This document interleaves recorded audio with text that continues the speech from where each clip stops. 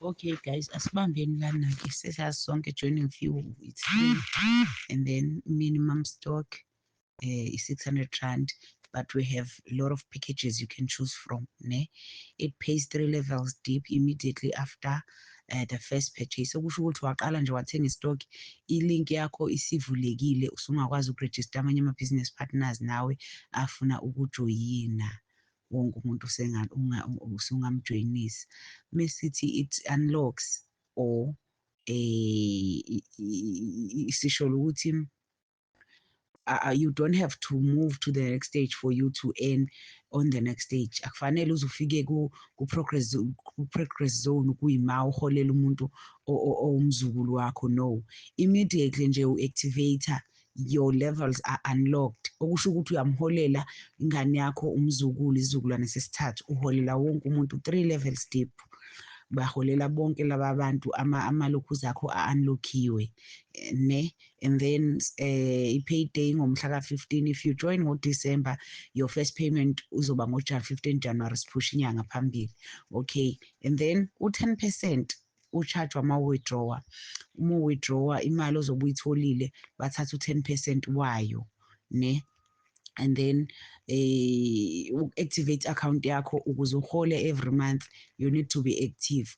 Ivulelekile-ke kusukela mhla ka-1 kuze kushaye the last day of the month. Ngaba yi-30 noma yi-31, kuya ngenyanga ukuthi iyabhanza or ayibhanzi na.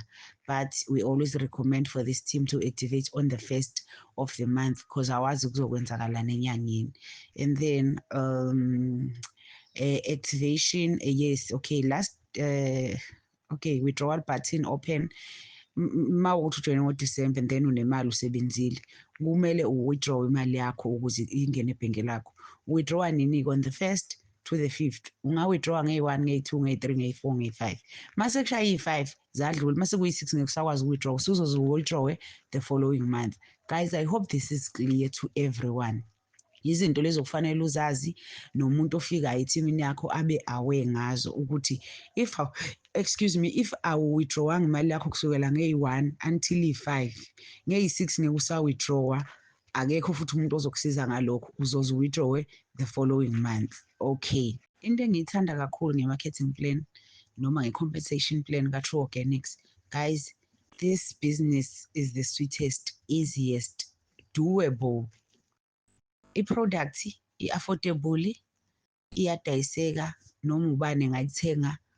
Bese kuthi compensation is very generous, ave nje inomoya omuhle, ngoba manje ama-companies amaningi athi uzohola ngo-first level wakho kuphela, angeke sikukhokhele until uze ufike kwi-stage esilandelayo.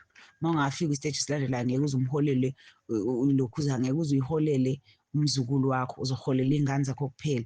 U-True Organics uthini? Uthi si-unlock-a 3 levels immediately. Okusho ukuthi ungafaka umuntu namhlanje oyi-1, umzukulu eze na-5, isizukulwane sesithathu size na-10, already wena you have 16 people, kodwa wena ufaka umuntu oyi-1, kodwa in your team you already have 16 people and you're gonna get paid for those 16 people. Masithi okay, enye into ngengisho, you get 100% wama-points equivalent to the stock board, ane? Okusho ukuthi uma ethenga istock esa-600 rand uthola 100 points. Wena umzukulu, isizukulwane sesithathu, ingane yakho umzukulu, isizukulwane sesithathu, uthola 100 points. Uma ethenga istock esa-1.2 uthola ama-points awu-200, u-100% wama-points. Istock nje ma ithenga istock saleyo mali uyithola njengoba injalo, ama-points uwathola njengoba enjalo nawe. Akufani ne-commission ethi bazonika u-10% wemali athenge ngayo. When it comes to points uwathola onke njengoba injalo.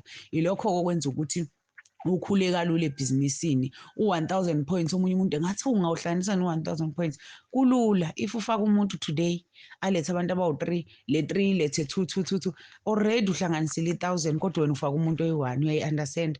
Ilula nje, ungayenzi umthwalo ngoba izokugqilaza, ungayenzi umthwalo.